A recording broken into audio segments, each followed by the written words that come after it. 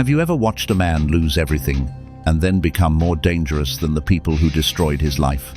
Because that is exactly what happens in the final episode of Man on Fire. John Crey was once one of the CIA's most feared operatives.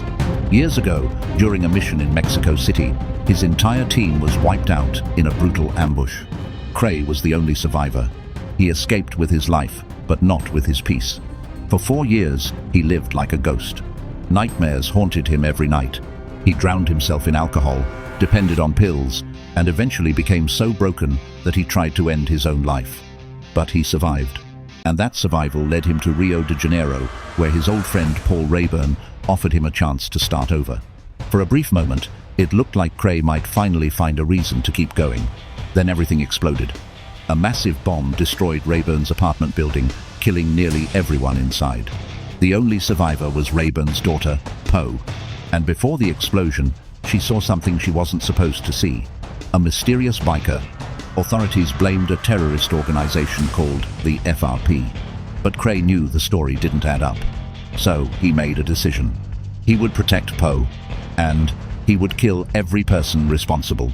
What followed was a relentless hunt through Rio. Safe houses, ambushes, interrogations, betrayals.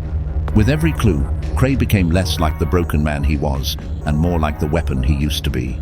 Eventually, he uncovered something even worse than terrorism. Someone inside the government was leaking information. Every move he made was being tracked. Every attempt to keep Poe safe was compromised. Then Crey risked everything by infiltrating a prison to confront Emmanuel Ferraz, the imprisoned leader of the FRP. And there, he learned the truth. The bombing was never a terrorist attack. It was a political operation. President Camo, Security Chief Suarez, and CIA officer Henry Tappan had orchestrated the entire tragedy. Rayburn and his family were sacrificed to manipulate the election. And Tappan, the man Crey trusted most, was the biker Poe saw that night. In that moment, everything became clear. Crey had not only been betrayed, he had been used.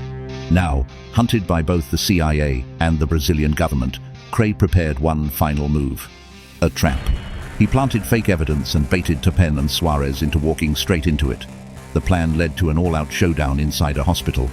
Gunfire echoed through the corridors. Explosions ripped through the building. Poe was chased through the halls. And in the middle of the chaos, Crey finally came face to face with Tappan. The fight was brutal. Tappan nearly strangled him to death. But Crey refused to die. He grabbed a scalpel and drove it into Tappan's leg, ending the life of the man who had destroyed everything. But there was still one enemy left: Suarez. He took Poe hostage. For a moment, it seemed like Crey had come too far, only to lose her.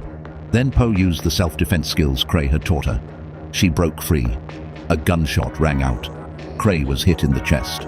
But before he collapsed, he fired one final shot and killed Suarez. Weeks later, the truth was exposed. President Camo was arrested. The conspiracy was revealed, and John Crey's name was finally cleared.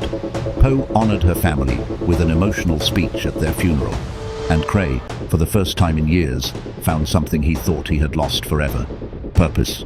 But his story was not over. Soon after, the CIA called with another mission. Back in Mexico City, the same place where his nightmare began. Which means one thing: John Crey may have survived the fire, but he is far from done, burning everyone who stands in his way.